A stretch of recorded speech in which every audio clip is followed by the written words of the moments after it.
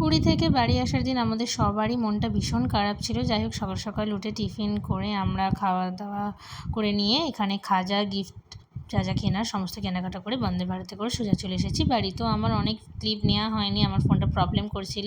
তো যাই হোক তার ঠিক 5-6 দিন পরে আমি সকাল সকাল উঠে এখানে পুজো কমপ্লিট করে, আজ বৃহস্পতিবার তো দোকান বন্ধ, তাই ভাবলাম চলো মা কাকিমাদের জন্য যে গিফটগুলো এনেছি সেগুলোই দিয়ে আসি। তো পুজো কমপ্লিট করে একটু চিড়ে মাখা খেয়ে দুজনে মিলে বেরিয়ে পড়েছি। তো এসে প্রথমেই রাধা মাধব ও গোপালকে তোমাদের দর্শন করিয়ে দিলাম। তো এখানে মা লস্যি করেছিল, সেটা খেয়েছি। আর এই প্রচণ্ড গরমে লস্যিটা খেতে দারুণ লাগছিল। তো এখানে গিফটগুলো দিয়ে দিয়েছি। আর বৃহস্পতিবার আমাদের বাড়িতে মাংস হয় না, যার জন্য মা করেছে মাছের মাথা দিয়ে ডাল, পটল চিংড়ি, মাছের ঝাল, চাটনি, পাঁপড়। আর খাবার সময় মাই গরম গরম বেগুনি আর ভেজে দিয়েছে। তো চলো এখন চটপট করে আমরা খাওয়া দাওয়াটা কমপ্লিট করে নিই। তো লাঞ্চ হয়ে যেতেই মা এখানে দুজনকে ডাব কেটে দিয়েছে।